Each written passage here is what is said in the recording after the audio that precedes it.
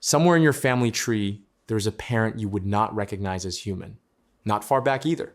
Not millions of generations. If you lined up every mother and her mother and her mother going back, each one holding the hand of the one before, you would walk that line for a surprisingly short distance before you reached a creature you would call an animal. And here is the strange part. At no point along that line did a mother ever give birth to something that wasn't her own kind. Every single one looked at her child and saw her own species. There was never a first human. And that one fact breaks almost everything people think they know about where we came from. Let's start by killing the myth, because almost everyone has it wrong. We did not evolve from monkeys. We did not evolve from chimpanzees. Go to a zoo, look at a chimp, and understand that you are not looking at your ancestor. You are looking at your cousin. Chimps did not stop halfway and stay behind while we kept going. They have been evolving for exactly as long as we have, the same number of years down a different road. What's actually true is that if you go back about 6 to 7 million years, there was a single population of apes in Africa, and that population split. One branch kept going and eventually became chimpanzees. The other branch kept going and eventually became us. Neither one is the original. Both of us are equally far from the thing we started as. We don't come from chimps. We come from a shared grandparent that no longer exists, and no one alive has ever seen. So what was that grandparent? We don't have its exact remains, but we know roughly what it was. A medium-sized ape that lived in the forests of Africa, climbed trees, moved on all fours along the branches and the ground, and had a brain about a third the size of yours. Nothing about it would have suggested what was coming. It was not special. It was not the most powerful animal in its world. It was a forest ape among many forest apes, the kind of creature a leopard ate without a second thought. If you had been standing in that forest 7 million years ago, and someone told you that the descendants of that unremarkable animal would one day walk on the moon, you would have laughed. There was no sign. There was nothing to see. And that is the first thing to understand about our origin.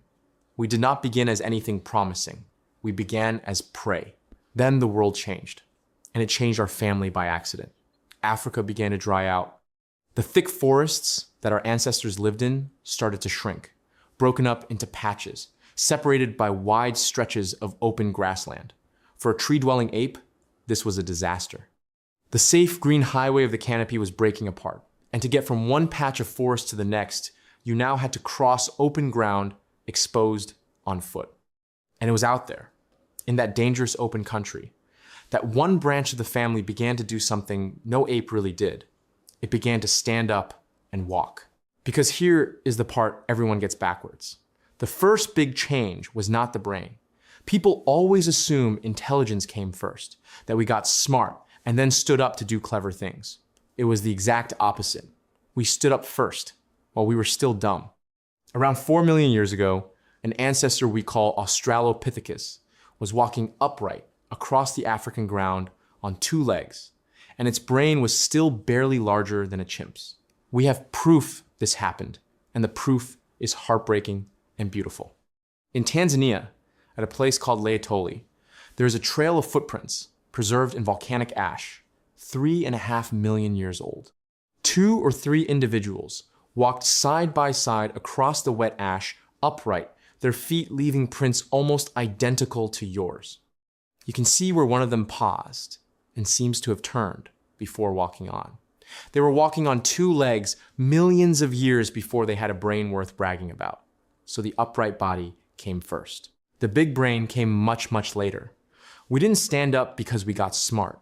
We got smart slowly, long after we stood up. And standing up did something quietly enormous. It freed the hands. An animal walking on 4 legs has its front limbs committed to the ground every step of every day. The moment you stand and balance on 2, your hands have nothing to do, and suddenly they are available for something else. Carrying food, carrying a baby, carrying a rock from one place to another. Holding a tool long enough to learn what it's for. Almost everything we would later become traces back to this dull little fact. We freed our hands long before we knew what to do with them, and then we had millions of years to find out. But here's where it goes deeper, because The brain, when it finally did start to grow, came at a price so high it should have killed the experiment. A big brain is the most expensive organ an animal can own. Yours is about 2% of your body weight, and it burns roughly a fifth of all the energy you consume just sitting there, doing nothing visible. For most of our history, food was scarce and dangerous to get, and growing a giant, power-hungry brain in those conditions is, on paper, a terrible idea. It made our heads so large that childbirth became dangerous in a way it is for almost no other animal.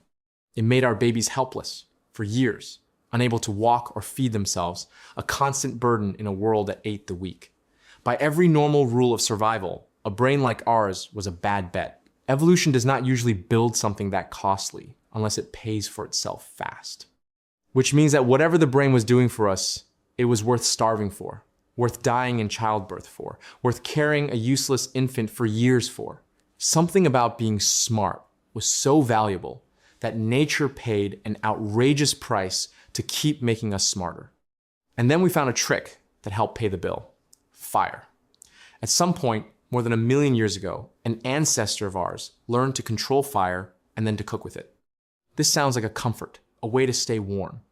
It was far more than that. Cooking is, in effect, digesting your food outside your body before you eat it.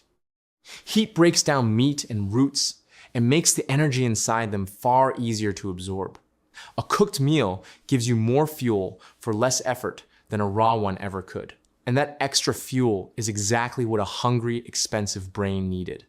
Some researchers argue that without fire, without cooking, the human brain could never have grown as large as it did, because we simply could not have eaten enough raw food in a day to power it. We didn't just tame fire to feel safe in the dark. We tamed it, and it quietly rebuilt us from the inside. But here's where it goes deeper still, because there was never just one kind of us. This is the part that genuinely unsettles people. We imagine evolution as a straight march, one species neatly turning into the next, a single line leading to you. That is not what happened. For most of the last few million years, the Earth had several different kinds of human walking around at the same time. Not ancestors and descendants, but contemporaries. Different human species sharing the planet, the way lions and tigers and leopards share the category of big cat. There were the Neanderthals in Europe and the Middle East. There were the Denisovans across Asia. A whole human species we only discovered from a single finger bone and a few teeth. There was Homo erectus, who walked the earth for nearly 2 million years, longer than any human species before or since. And there was Homo floresiensis, a tiny human barely a meter tall, who lived on an island in Indonesia and has been nicknamed the Hobbit. There was a time, not that long ago, when if you walked across the ancient world, you might have met 3 or 4 entirely different species of human, each one upright, each one using tools, each one burying its dead. We were one twig on a bush that had many twigs. We just happened to be the only twig left. And the others were not failures, or stupid, or barely human. Take the Neanderthals. For a long time, the word Neanderthal was used as an insult, a slow-witted brute with a club. That image is dead. Neanderthals had brains as large as ours, sometimes larger.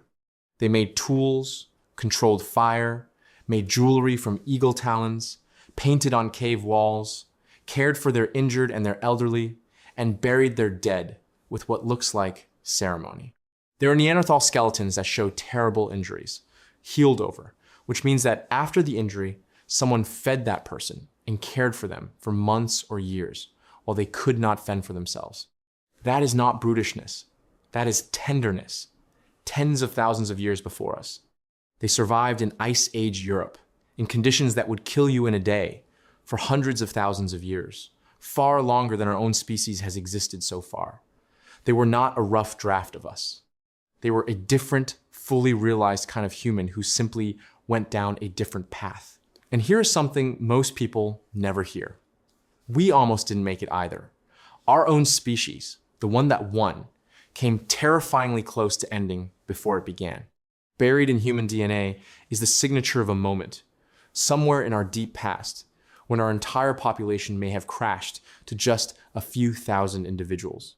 The whole future of humanity, every person who would ever live, Every city and song and war and discovery hung on a tiny, scattered group of survivors clinging on somewhere in Africa.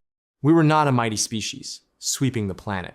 For a long stretch, we were an endangered animal, one bad century away from vanishing like all the others eventually did. The fact that you exist at all is the result of that small group not quite dying out. And then comes the detail that turns this from a science lesson into something personal. We did not just live alongside these other humans. We met them. And when we met them, we did what humans do. If your ancestry is from anywhere outside of Africa, you are carrying a small percentage of Neanderthal DNA in your body right now, today. It is in your genome. If your roots are in parts of Asia or the Pacific, you may carry Denisovan DNA too. From that species, we barely even have bones for. Tens of thousands of years ago, your direct ancestors and members of a completely different human species met and had children, and those children survived, and their line runs unbroken all the way down to you. The other humans didn't all simply vanish. Part of them is still here. Part of them is in you, in your skin, in your immune system, in how your body handles cold and altitude. They live on inside the one species that outlasted them. So why are we the only ones left? That is the question no one can fully answer, and it's where the honesty has to come in. Several kinds of human existed. Now there is one. Something happened, and the truth is, we don't know exactly what. Maybe we outcompeted them for food and land, spreading faster, breeding faster, taking the best ground. Maybe a shifting, brutal climate killed them and spared us, more by luck than by merit. Maybe we absorbed them, breeding them into us until they stopped being separate. Maybe we simply outnumbered them and they were swallowed by sheer numbers. Maybe in some places it was darker than that and we are the reason they are gone. Most likely it was some mix of all of it, playing out differently in different places over thousands of years. What we know for certain is that around 40,000 years ago, the last of the other great human species faded out. And from then on, for the first time in millions of years, there was only one kind of human left on Earth. Us, alone. The sole survivor of a family that used to be crowded. So go back to that line of mothers, each holding the hand of the one before. Follow it back, and the faces slowly change. The forehead slopes, the brow grows heavy, the jaw pushes forward, the brain shrinks, the body bends toward the ground, the fire goes out. The tools turn back into bare hands. And nowhere, at no single step, could you ever point and say, here, this is where animal became human. There is no line. There is no first human. There is only an unbroken chain of parents and children, each one a tiny bit different from the last, stretching back through other kinds of human, back through upright apes that couldn't think, back through a small, nearly extinct band of survivors, back to a forest creature on four legs that had no idea what it would one day become. We did not descend from monkeys. We are not the goal evolution was aiming at. We are not the finished product of a plan. We are the last surviving twig of a bush that was once full of other ways to be human. A twig that came close to being snapped off more than once. And the only reason it feels like we were always meant to be here is that there is no longer anyone else around to argue otherwise. The real question isn't what we evolved from. It's why, out of all of them, all the other kinds of human who were just as clever and just as capable and just as real as we are, we're the ones still here to ask.